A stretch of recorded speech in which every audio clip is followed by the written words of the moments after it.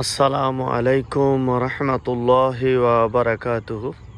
প্রিয় দর্শক শ্রোতাবৃন্দ, আমরা এখন রয়েছি আমাদের উত্তরসম গ্রামের পশ্চিম পাশের যে ধানের মাঠ, সেই ধানের মাঠে এখন সকাল প্রায় 6:50 সকালবেলা। সূর্য উঠে গেছে ইতিমধ্যে, কিন্তু সূর্যে এখনও অনেকটা কুয়াশার প্রভাবের কারণে ওইভাবে তার আলো বিচ্ছুরণ ঘটাতে পারছে না। আপনারা দেখছেন এখন অনেকটা কুয়াশা, যদিও শীতকাল চলে, এখন বসন্তকাল। অনেক সুন্দর একটা পরিবেশ, অসাধারণ একটা পরিবেশ। আমার পাগুলো শিশিরের ছোট ছোট বিন্দুতে ভিজে যাচ্ছে, অনেক ভালো লাগছে, ঠান্ডা অনুভব হচ্ছে।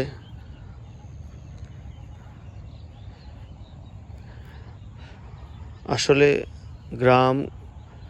গ্রামের যে সৌন্দর্য, গ্রামের প্রতি যে ভালোবাসা, সেটা যে কারণে হয়, তার মধ্যে একটা হলো এই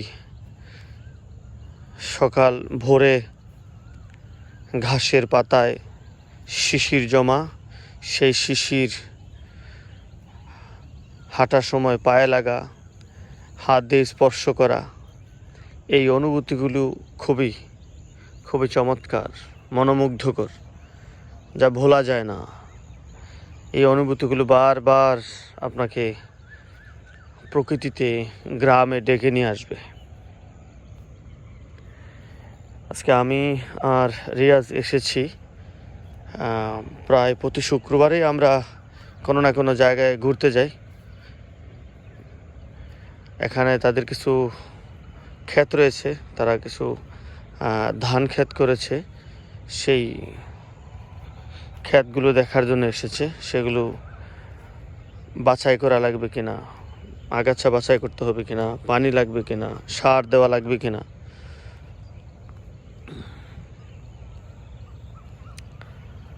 আসলে খুবই সুন্দর, স্নিগ্ধ একটি পরিবেশ।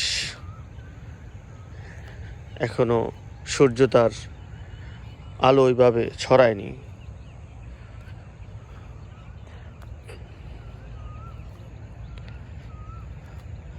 আপনারা দেখছেন ধান ক্ষেত।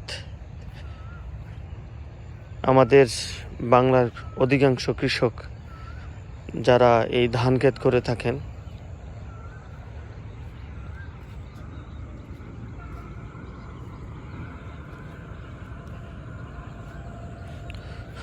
অত্যন্ত সুন্দর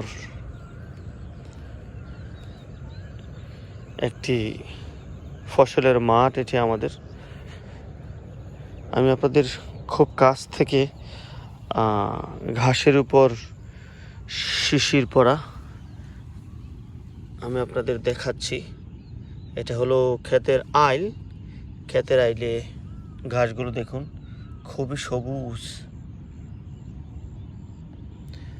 আবার এখানে শিশির বিন্দুগুলো দেখতে পাচ্ছেন,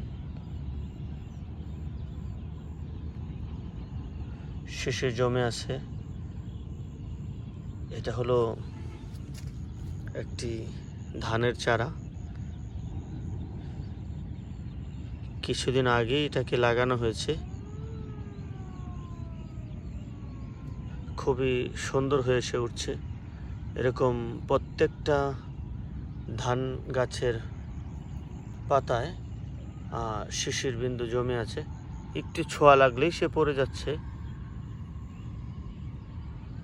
আর এই হলো ক্ষেতের আইলের সবুজ ঘাস।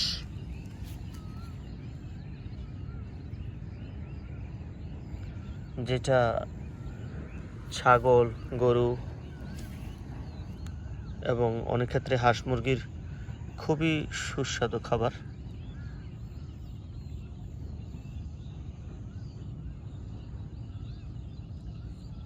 খুবই কাছ থেকে দেখানোর চেষ্টা করছি আমি আপনাদেরকে এই আমাদের গ্রামের ভাষায় এগুলোকে বলা হয় দূর বা ঘাস।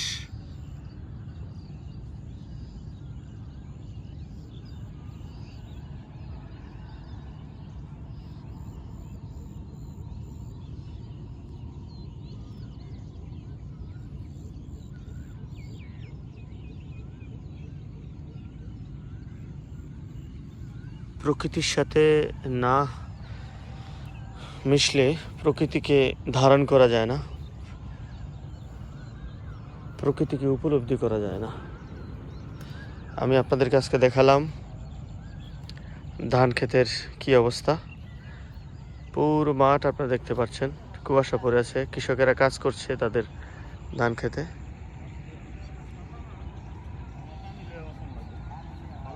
সালামু আলাইকুম কাকা, কেমন আছেন? আমার এক কাকা মাঠে যাচ্ছেন কাজ করার জন্য। আমাদের রিয়াজ, সে আবার কৃষিপ্রেমিক, সে কৃষিকাজ করতে খুব ভালোবাসে। সে এসেছে ক্ষেত দেখতে, কিন্তু আসার পরে এই কণার একটু ঘাস বেশি বিধায় সে এখনই গাছগুলো ক্ষেতের আইলে বসে যতটুকু নাগাল পাওয়া যায় গাছগুলো পরিষ্কার করার, আগাছাগুলো পরিষ্কার করার চেষ্টা করছে।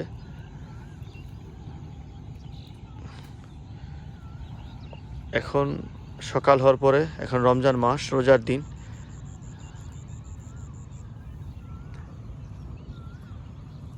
রোজার মাঝামাঝি পর্যায়ে এখন মানুষ খেতে কাজ করার জন্য আসছেন।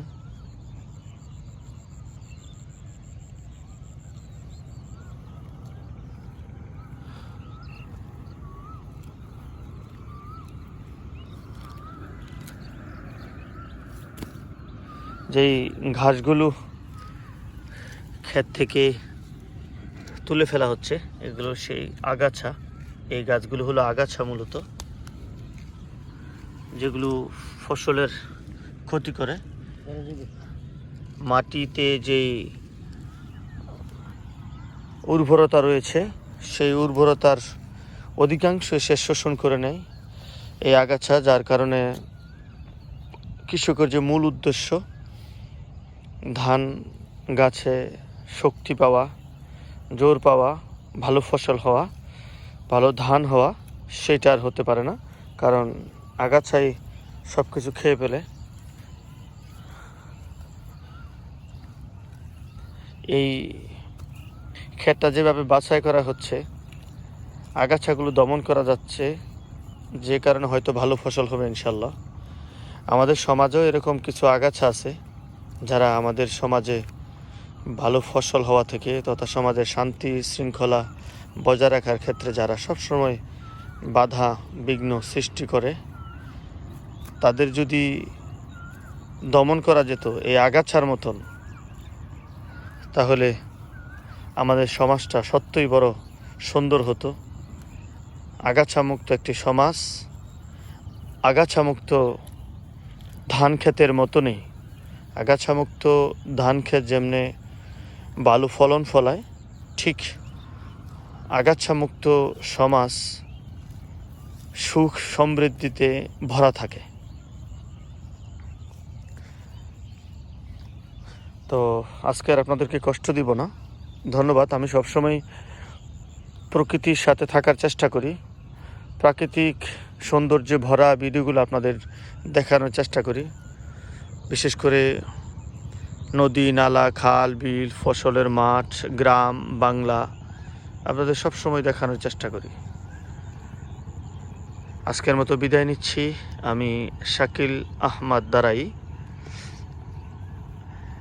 আপনাদের যদি আমার ভিডিওগুলো ভালো লাগে, যদি আপনারা উপকৃত হন, মনে যদি প্রশান্তি লাগে, তাহলে আমার চ্যানেলটি দয়া করে সাবস্ক্রাইব করবেন, ভিডিওগুলোকে লাইক কমেন্ট এবং শেয়ার করে অন্যদের দেখার সুযোগ করে দিবেন। দেখা হবে পরবর্তী কোনো ভিডিওতে ইনশাআল্লাহ আজ্জা ওয়া জাল। আসসালামু আলাইকুম রহমতুল্লাহি ওয়া বারাকাতুহু।